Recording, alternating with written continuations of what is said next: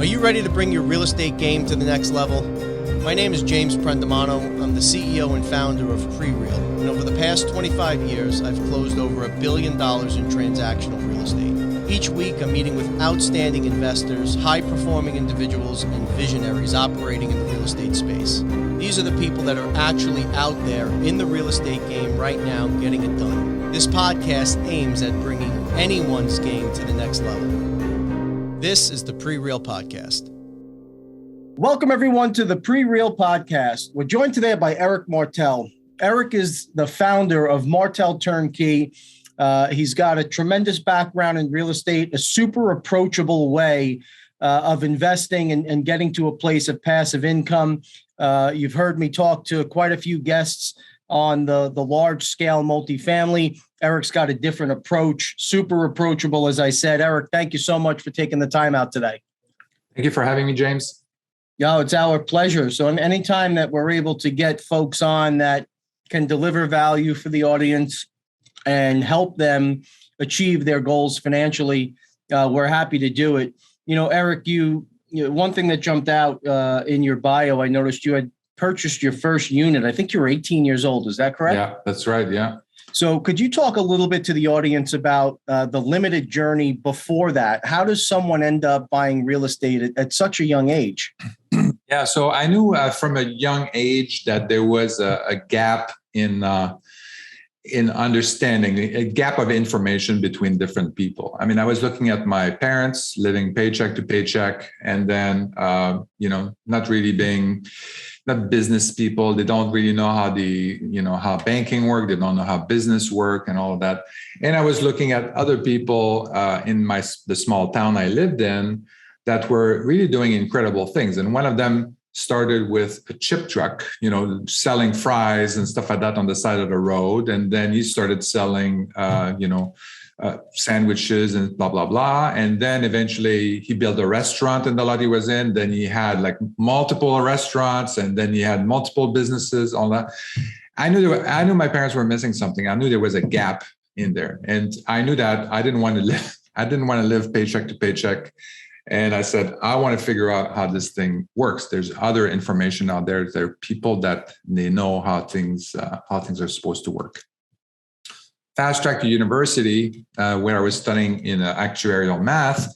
And I meet a guy who's a real estate investor.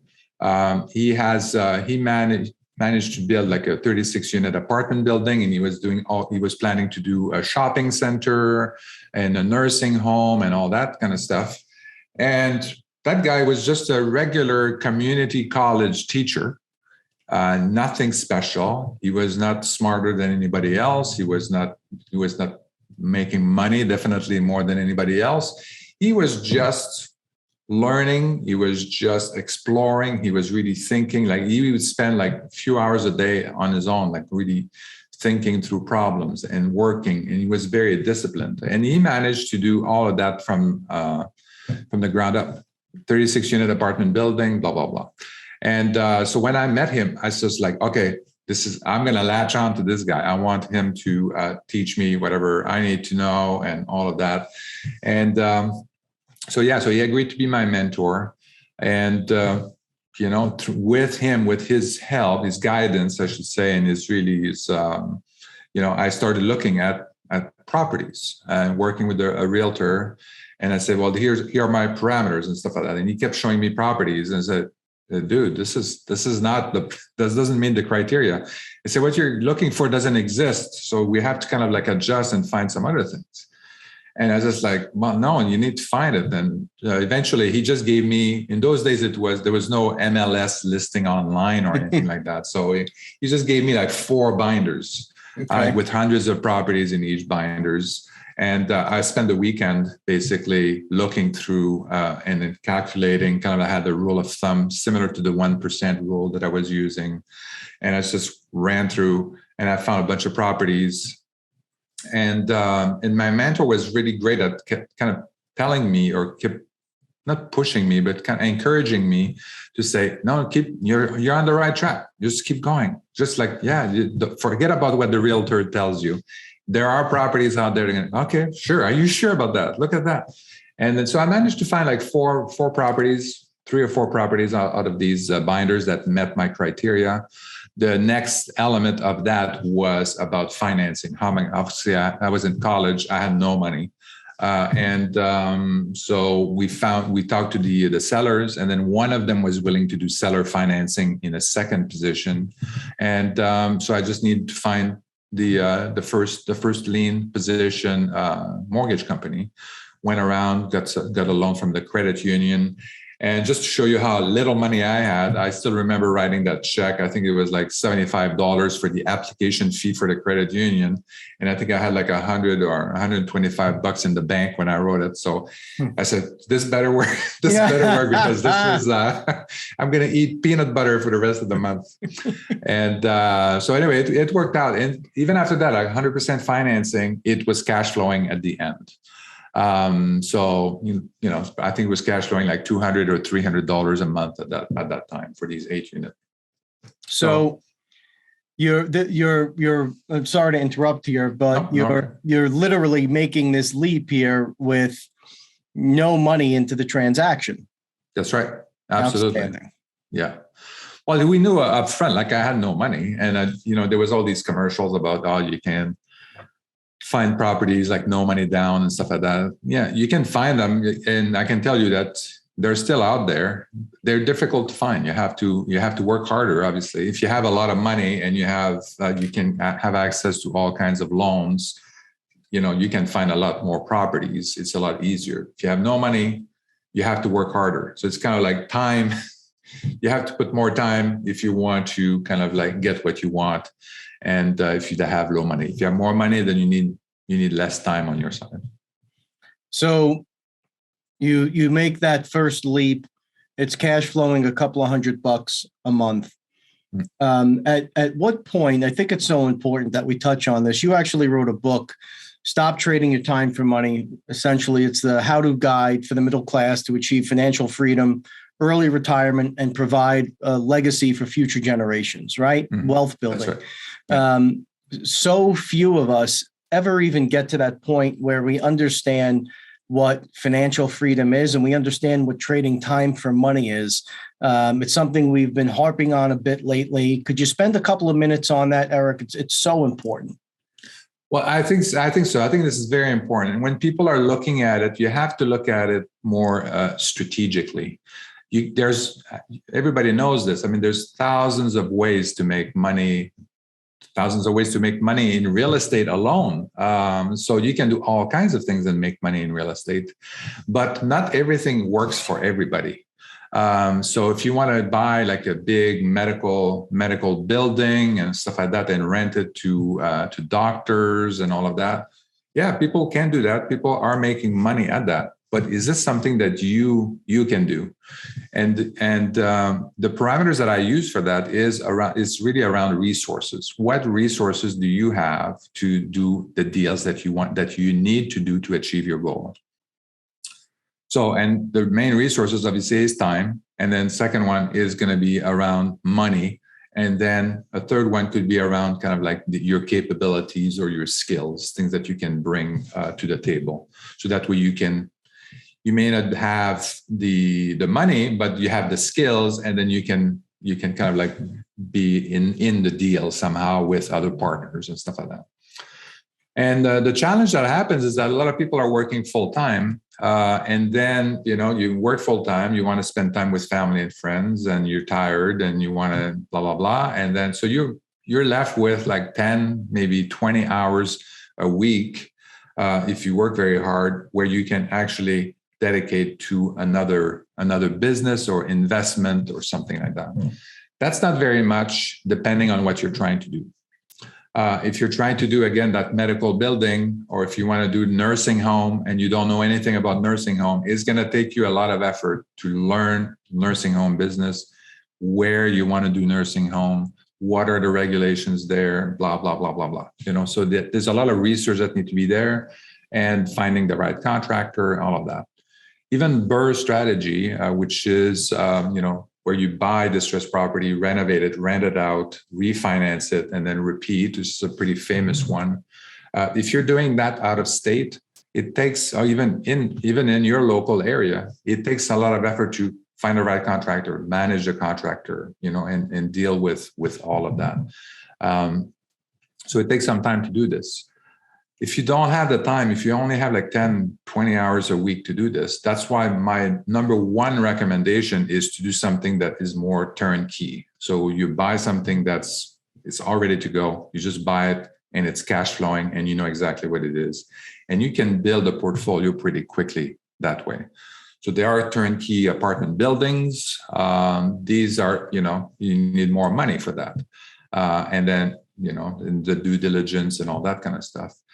On the single family rental side, it's a little bit easier to get in, with as little as $30,000, you can get a single family rental that's going to give you $300 a month in net cash flow after you pay the mortgage, the property management company, and all of that.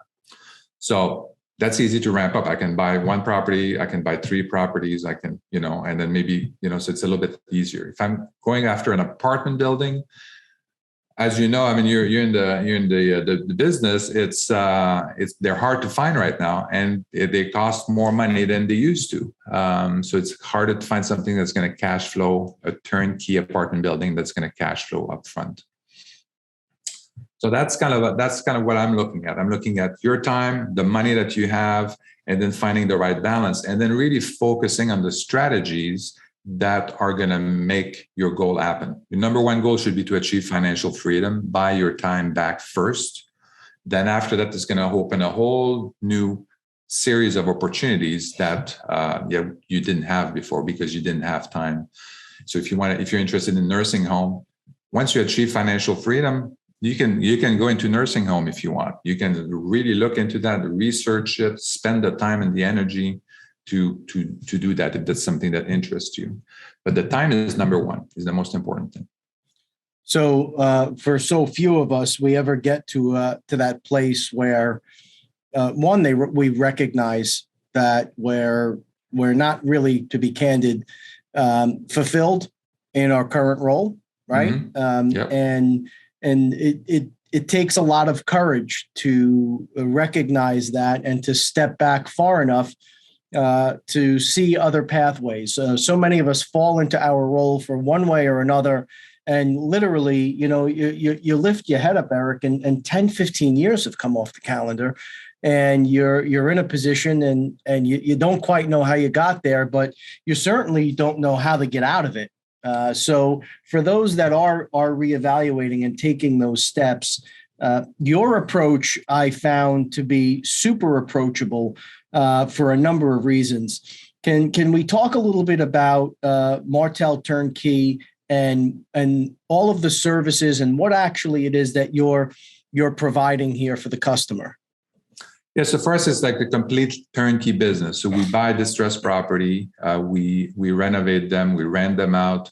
And then as an investor, basically the product that you get is this renovated house with a tenant in place. And we connect you with the lender, the insurance company, the property management company, and you own the property. So everything is already, you already know what the numbers are going to look like. You already have a tenant in place. You already know what the rent is. You know what is going to cash flow. So we make it super easy for you to build your passive income portfolio. Our goal is not to sell one house. It's just really help you achieve financial freedom and build a passive income portfolio. So let's talk a little bit about scale and the challenges that I've seen personally, and of course through clients and investors that I've worked with over the years. I've found that when you're investing in a product that does not have scale, right? If you're not buying 150, 200 units in a building, for me it was very challenging. Trying to, I had a 5-unit here, a 3-unit there, a 2-unit here, finding resources, managers, maintenance workers, right? It's a constant challenge to find the right folks to service these things. How are you guys accounting for that problem? Yeah, so we have a property management company. I mean, this is what they specialize in. So, there are different property managers company that, some of them specialize in massive apartment building, on-site property management. The ones that we are working with are third-party property managers. They specialize in single-family rentals. So they're used to that. They're used to managing these properties. They have the maintenance crew on board, and and they just dispatch them to the different properties. So you guys are offering product, and if you check the website out, folks, there's an inventory page that you can go to, and it actually will show the asset and the potential rate of return. And as you click through it, you're actually offering folks the opportunity to connect with managers all through your portal, right? Yeah, absolutely. Yeah. Well, so as you start the process, as when you put an offer together for a property, once the offer is accepted, then we'll work with you, with the investor on closing the property. And then we introduce you along the way. We're going to start with the lender, and then eventually we'll introduce you to the insurance company and the property management company. So folks, for those of you looking to start picking up income producing real estate at a reasonable pace. Again, I was attracted to this discussion because the challenges that typically go along with building this type of a portfolio, Eric's team is taking all of that out of the mix, and they're doing it in a really methodical way. I want to talk about your initial process, Eric, because I was very impressed with your content. I was very impressed with how you were identifying markets.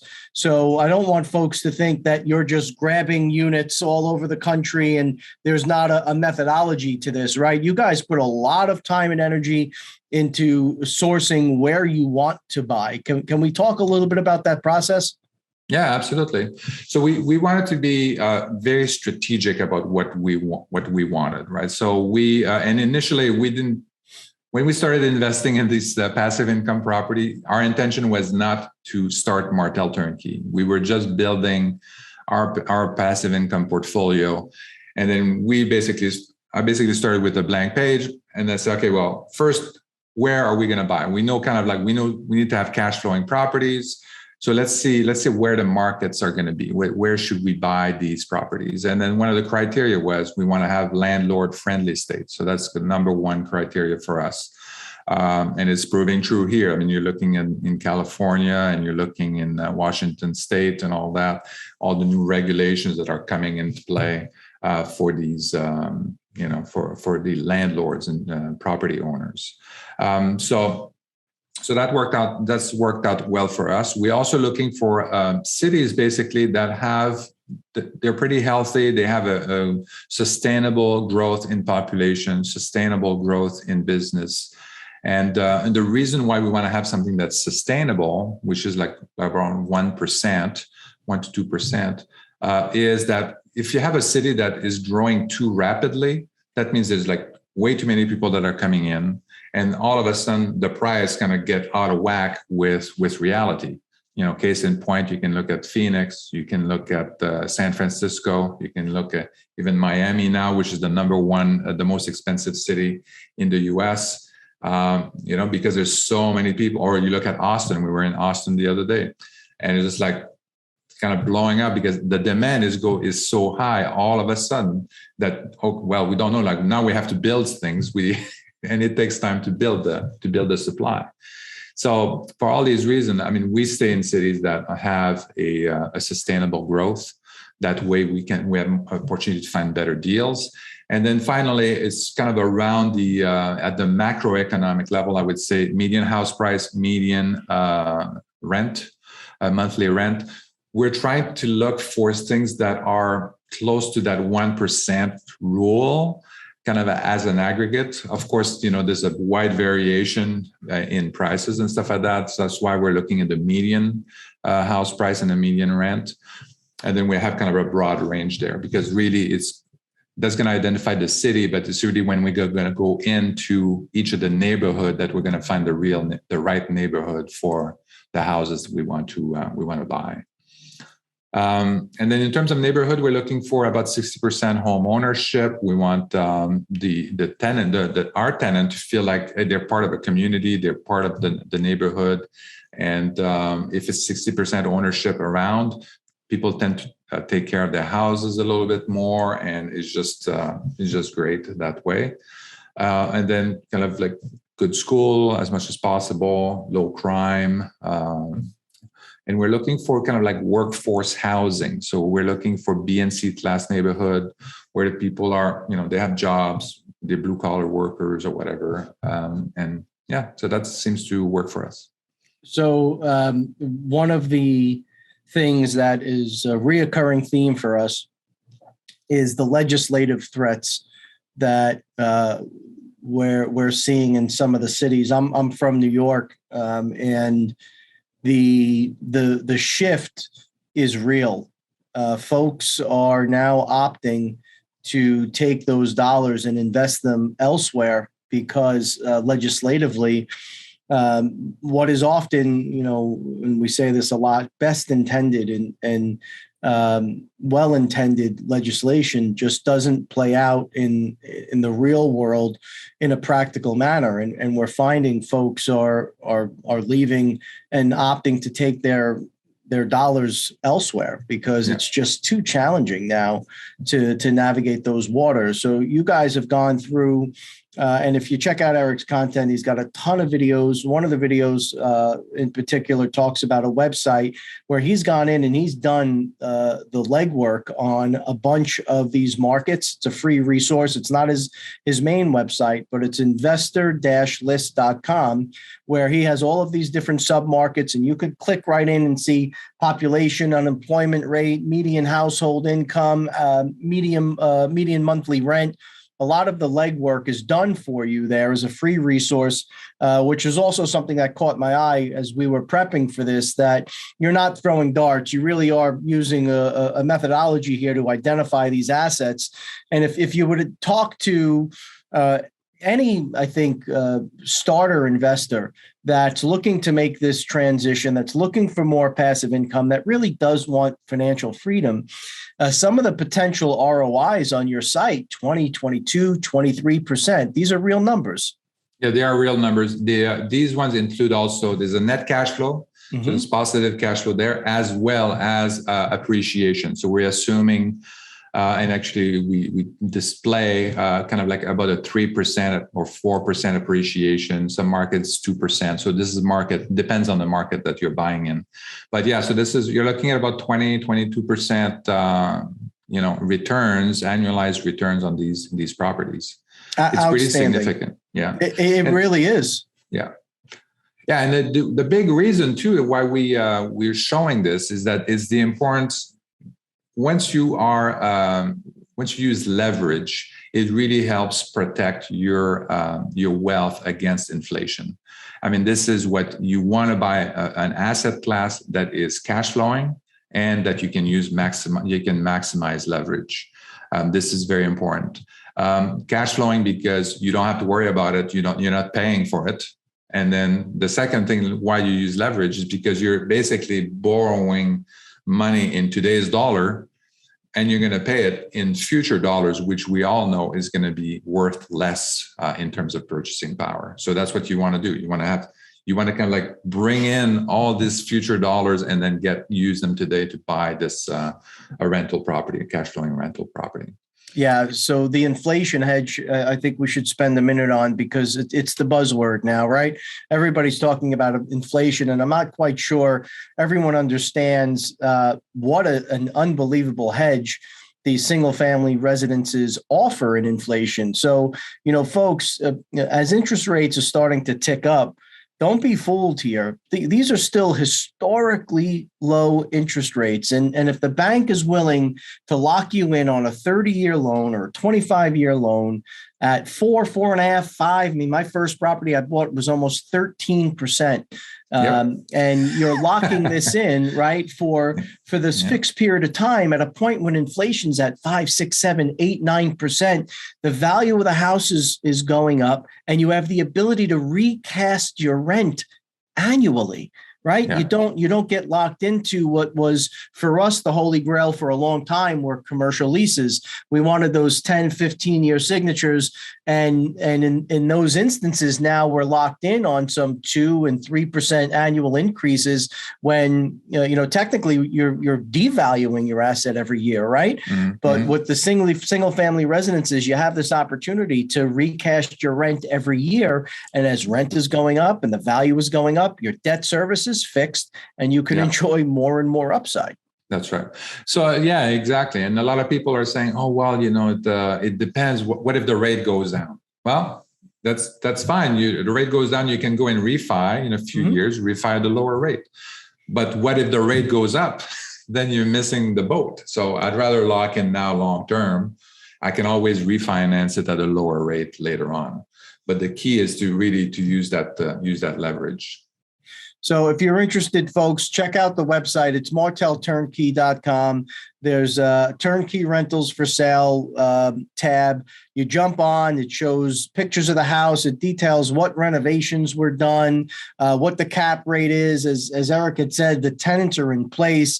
They offer guidance on financing, management companies. This is a really, really easy, approachable way to kind of get up and get it going, folks. Let's take that first step, right? A lot of us have talked about it for a long time, and this is a really easy way with relatively low initial investments to get in the game. Eric, you're also doing stuff in the blockchain space, which I think is fascinating. Can you talk to the audience a little about what you're working on there? Yeah, so we basically are launched a tokenized real estate fund. So there's a lot of things happening in the real estate space in terms of democratizing real estate, making it easier for people to go in and invest in real estate rentals. We're the first one that actually are putting our real estate portfolio on the blockchain. So the way that's going to work is that investors can go in and they buy what's called a security token. And that token represents basically a share of the portfolio of real estate rentals. That real estate portfolio is it's all single family rentals, it's all cash flowing, and then it's all professionally managed. So we're going to manage that. We're going to have a professional property management company as well. So all of that is set, and we have a solid track record. So your money is in good hand.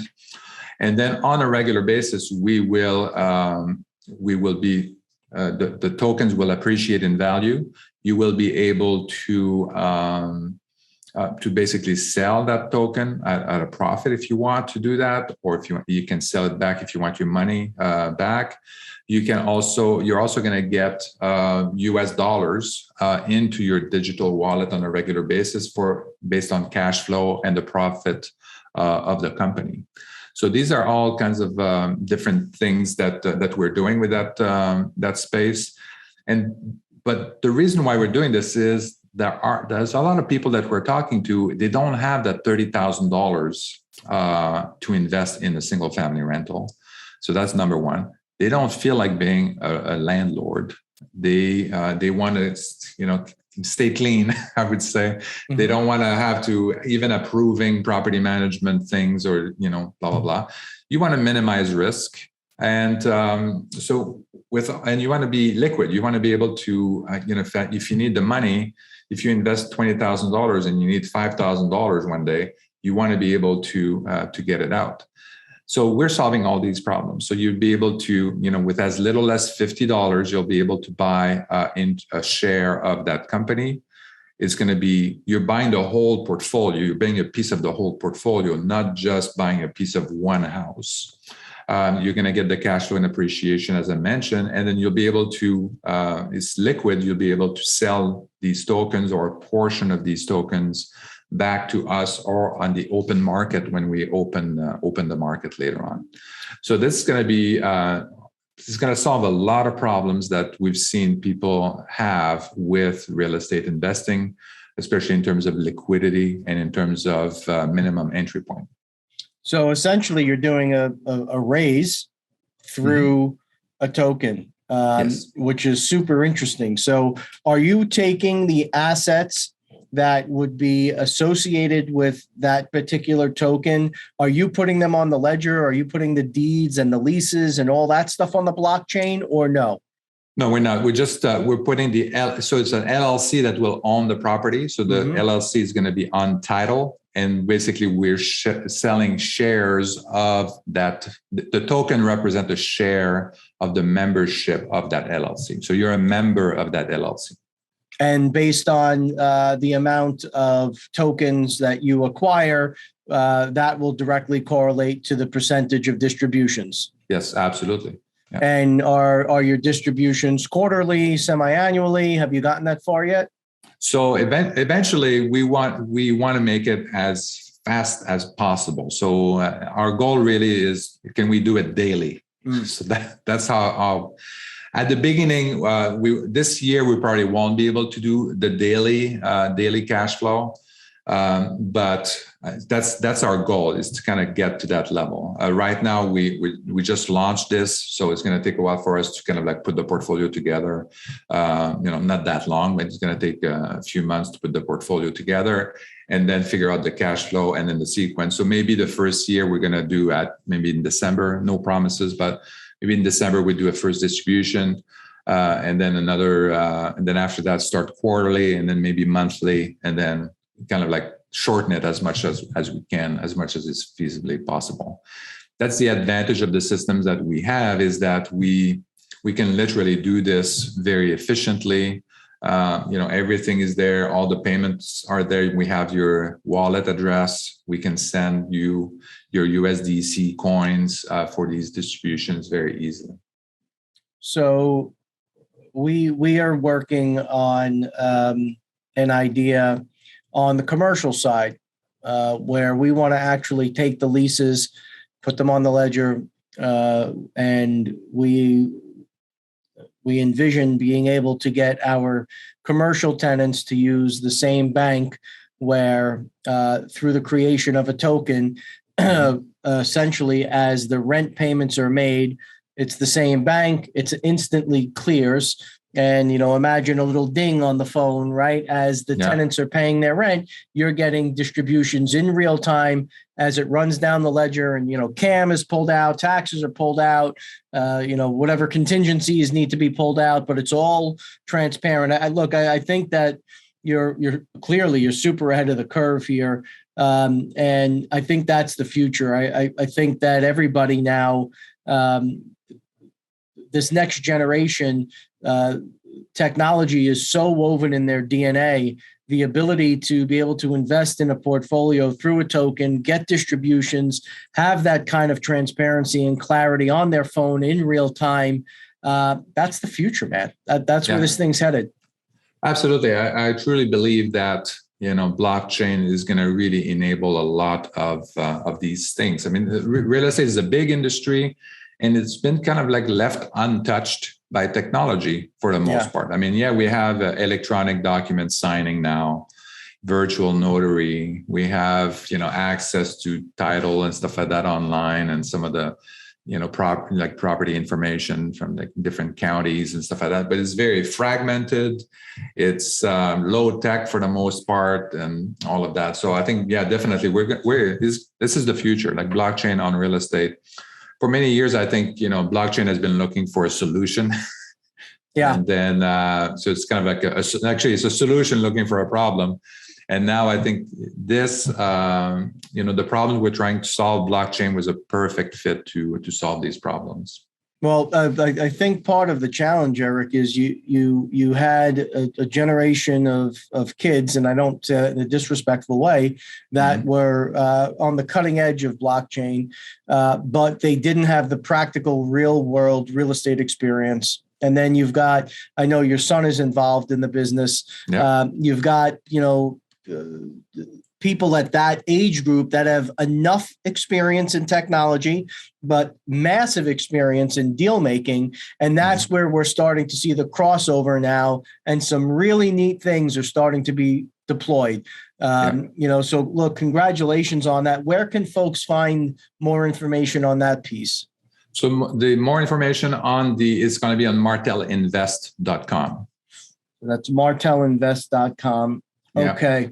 And the other site, folks, if you're interested in jumping in and come on, let's get off the couch and let's get going here. You want to make that jump, check it out, MartelTurnkey.com.